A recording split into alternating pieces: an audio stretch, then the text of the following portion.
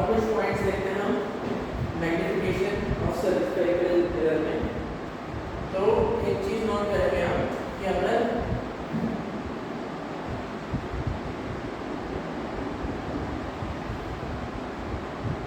ये हमारा centre of curvature, ये फोकस है।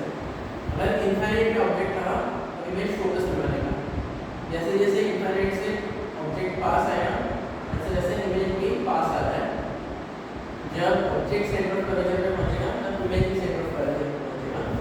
फिर ऑब्जेक्ट और दूर जाएगा और दूर जाएगा, जैसे जैसे ऑब्जेक्ट फोकस तक पहुंच जाएगा तब इमेज इनफाइनाइट पे पहुंचेगा। तो ऐसे बोल सकते हैं कि हम इस रीजन में ऑब्जेक्ट राइट को मूव कर रहा है तो इमेज लेफ्ट को मूव कर रहा है। लेकिन ये सिर्फ इस रीजन के लिए लिमिटेड नहीं है। एक बार अगर फोकल लेंथ पे है तो इस इनफाइनाइट पे भी इमेज बन सकता है, इस इनफाइनाइट पे भी बन सकता है। फिर जैसे हम पास आएंगे पोल पे आ जाएंगे तब वापस ऑब्जेक्ट पोल पे आ जाएगा। तो हम ऑलवेज बोल सकते हैं always O and I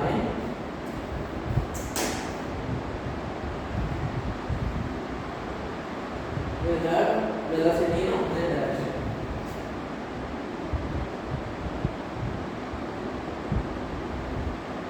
Velocity in opposite direction. ठीक है, ये लॉन्जिट्यूडिनल वेलोसिटी बोलते हैं इसको, अलोंग एक्सिस को वेलोसिटी करो। तो अगर हम इस डायरेक्शन में करें ना ऑब्जेक्ट इमेज इस डायरेक्शन में करेगा, ये फोकस पे बनेगा तब चेंज हो जाएगा। और जैसे मैं पीछे जा रहा हूँ तो ये ऑपोजिट डायरेक्शन में मूव करेगा। ऑब्जेक्ट इनफाइनाइट पहुंचने तक इमेज भी लेफ्ट पहुंच जाएगा। तो हमेशा ऑब्जेक्ट का वेलोसिटी और इमेज का वेलोसिटी ऑपोजिट रहेगा। अगर ऑब्जेक्ट राइट की तरफ जा रहा है तो इमेज लेफ्ट की तरफ जाएगा, और ऑब्जेक्ट राइट की तरफ जा रहा है तो इमेज राइट, ऑब्जेक्ट लेफ्ट की तरफ जा रहा है तो इमेज राइट की तरफ जाएगा। ऑलवेज पॉइंट है लॉन्जिट्यूडिनल वेलोसिटी ऑपोजिट डायरेक्शन। ठीक है,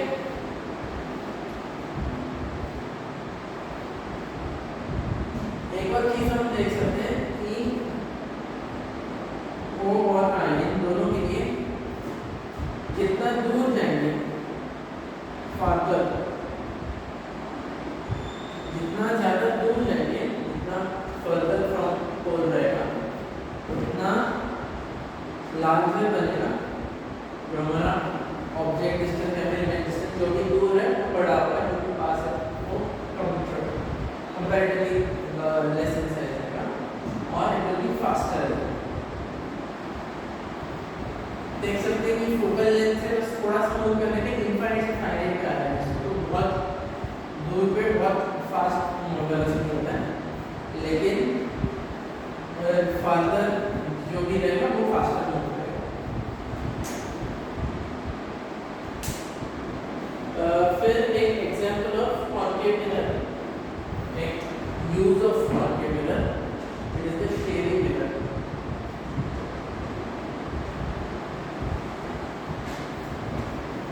शेयरिंग मिरर क्या होता है? It is a concave mirror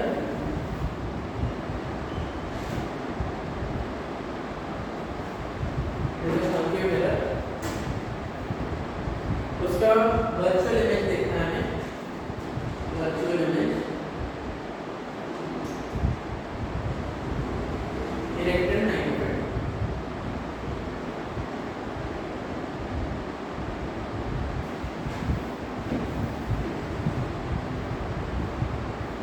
जो हमारा शेयरिंग मिरर में हम अपना फेस देखते हैं, our face must be between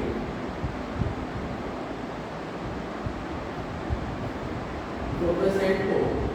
अगर फोकस एंड पोल के बीच में रहा तो ऑब्जेक्ट हमारा इमेज हमारा इरेक्टेड मैग्नीफाइड हो जाएगा, वर्चुअल इमेज। ये चाहिए हमें, इसकी तो हमें ऑब्जेक्ट कहाँ पे रखना पड़ेगा, हर फेस कहाँ पे रखना पड़ेगा, फोकस और पोल के बीच में रखना पड़ेगा। एक और क्वेश्चन करते हैं,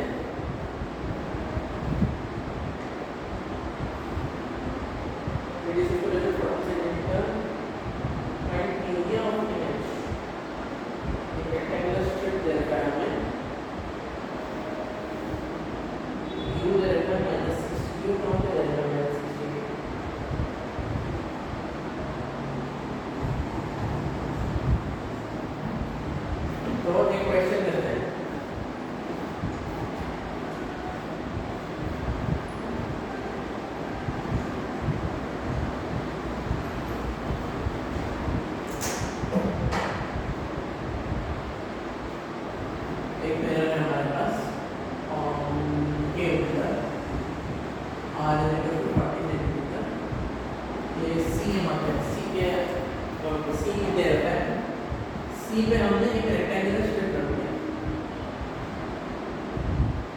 रेक्टेंगुलर स्ट्रिप, और हमें क्या करना है, हमें बनाना है फाइंड एरिया ऑफ इमेज। ये 20 सेंटीमीटर है, ये 2 सेंटीमीटर है, तो वेट पता है हमें, लेंथ पता है हमें रेक्टेंगुलर स्ट्रिप का, जो इसका इमेज बनेगा उस इमेज का एरिया निकालना है, इमेज का एरिया निकालना है। ठीक है, तो वीडियो पॉज करता हूँ, थोड़ा ट्राई करिए, एकदम इंटरेस्टिंग क्वेश्चन है और बहुत सारी चीजें बताने के लिए है इसमें, तो आप थोड़ा खुद ट्राई करिए, कुछ और डिस्कवर कर सकते हैं सब्जेक्ट के बारे में, तो वो भी लेट्स से इस पॉइंट मैंने बोल दिया A B Y Z, A B Z, ठीक है, तो पहले हम वाई जेड का इमेज बनाते हैं, और Y Z u is equals to minus 60 centimeter, h over equals to 2 centimeter, total length is equal to minus 20 centimeter, वैसे भी कितना आ जाएगा 1.3 minus 160 is equal to minus 120, b आ जाएगा 3e minus 1 to 230 आ जाएगा minus 30 centimeter। तो यहाँ पर ये तो ये 60 है, इसके हाफ है, तो ये y डैश बन गया, और कितने हाइट पे बनेगा, h r upon h o minus p by u minus half h r minus 1 centimetre, तो नीचे 1 सेंटीमीटर। और AB किस पॉइंट पे रखा है, centre of curvature, centre of curvature का इमेज कैसे बनता है, सेम साइज इन्वर्टेड रियल, तो ऐसे बनेगा AB। तो हमारे पास ये एक साइड आ गया, ये एक साइड आ गया, ये एक साइड। सोचिए कि ये लेंथ ऐसे जॉइन होगा, ऐसे जॉइन होगा, ऐसे जॉइन होगा, वो नहीं पता। अब हमें सोचना पड़ेगा कि जो शेप बनेगा ये रेक्टेंगुलर शेप है, रेक्टेंगुलर शेप का इमेज जरूरी है कि रेक्टेंगल बनेगा, तो हम थोड़ा और सोचते हैं। ये जो है ये एक स्ट्रेट लाइन है पैरेलल टू प्रिंसिपल एक्सिस, तो हमारा ये यहाँ से जो रे आ रहा है इस पे सारे